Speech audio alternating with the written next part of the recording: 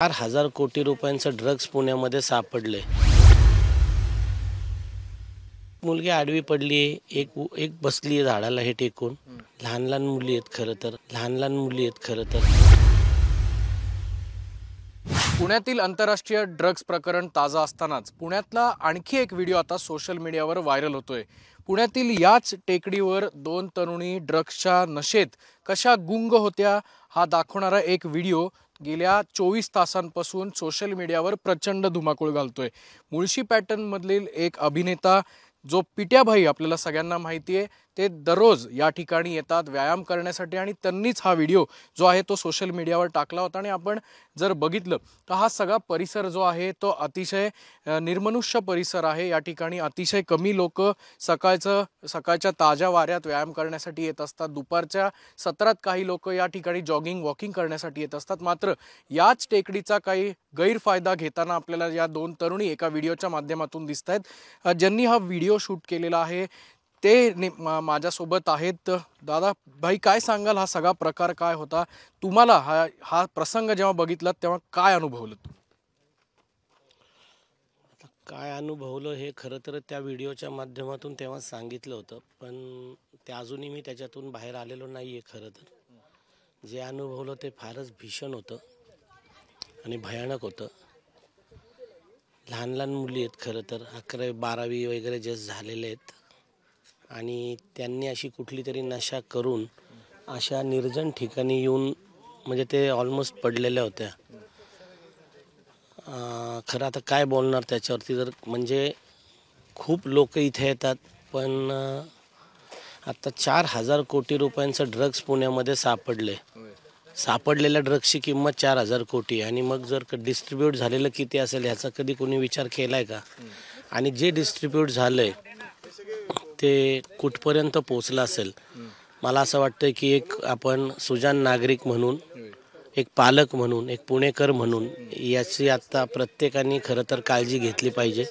शहर आपलं आहे, तर आपल्या शहरावरती आपलं लक्ष आहे का?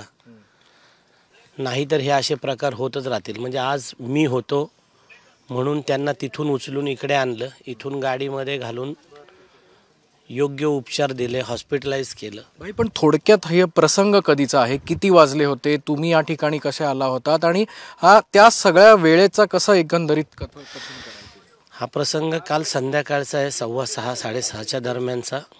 मी धावत असतो या टेकडीवर, रोजच व्यायामाला येतो आणि धावताना मी त्या कॉरीच्या बाजूने तिकडून पळत होतो। माझा रोजचा रूट ठरलेला आहे, मी तिथून पळत होतो। तर मी बघितलं की एक मुलगी आडवी पडली आहे, एक बसली आहे झाडाला हे टेकून आणि एक त्यांच्या सोबत इकडे तिकडे हे करते। तर मला कळलं नाही, म्हणलं काय झालं, म्हणून मी थांबलो, बघायला गेलो। म्हणलं काय तुम्ही इथं का बसलाय? कारण ती जागा अशी होती की तिथं खरं तर कुणी बसणं अपेक्षित नव्हतं। तर ती एक मुलगी जवळजवळ बेशुद्ध होती, तिच्या तोंडातून असं थोडा फेस पण येत होता। मी त्याची ग्रॅव्हिटी ओळखली आणि तिथून दोन मुलं चालली होती, आमच्या इथली वस्तीतलीच होती, खेडेवडीतली। त्यांना म्हणलं जा रे बाळांनो, तुमची 2 व्हीलर घेऊन या पटकन दोन। आणि त्या दोघांनी 2 व्हीलर घेऊन आले, त्या 2 2 व्हीलरवर मध्ये बसवलं त्यांना, इथे घेऊन आलो। इथे आल्यानंतर आणि मग आमचे एक मित्र आहेत अभयसिंह धाडवे पाटील, ते गाडी घेऊन येतात, कारण एकही रिक्षा यायला तयार नाही, कोणी रिक्षाला बोलवायला तयार नाही, कुणी कॅब बोलवायला तयार नाही। इथं जवळजवळ 100 लोक होते तेव्हा, कुणी ते करायला तयार नाही। नक्कीच पिट्याभाई, तुमचं सोशल मीडियावर खूप अभिनंदनाचा वर्षाव होतोय। खरं तर हेच ते रमेश परदेशी आपल्याला सगळ्यांना माहिती आहेत की मुळशी पॅटर्न मधले पिट्याभाई यांनी हा सगळा प्रकार जो आहे तो या ठिकाणी अनुभवला। आणि ही तीच जागा आहे ज्या ठिकाणी त्या दोन मुली ज्या आहेत त्या नशेच्या गुंग अवस्थेत या ठिकाणी पाहायला मिळाल्या होत्या आणि त्यांना रमेश परदेशी यांनी स्वतः रुग्णालयात जाऊन दाखल केलं। प्रश्न एक उपस्थित राहतोय की एवढं सगळं ड्रग्ज प्रकरण ताजं असताना पुणे पोलीस आता या सगळ्या जे खरं तर तरुणाई आहे त्याच्यावर कसा चाप बसवणार आहेत? आणि सगळ्यात महत्त्वाचं म्हणजे फक्त पोलिसच नव्हे तर या सगळ्या विद्यार्थ्यांची, या तरुणाईची जबाबदारी स्वतःची देखील असून पालकांची तितकीच आहे की जेणेकरून उडता पंजाबचा उडता महाराष्ट्र होऊ नये। कॅमेरामन सुमित भोसलेसह अक्षय बडवे, साम टीव्ही न्यूज, पुणे। देश विदेशातील प्रत्येक घडामोडींचे लाईव्ह अपडेट मिळवण्यासाठी आता साम टीव्हीच्या सर्व सोशल मीडिया प्लॅटफॉर्मला लाईक, फॉलो आणि सबस्क्राईब करा। तसंच सर्व नोटिफिकेशनसाठी बेल आयकॉन प्रेस करायला विसरू नका।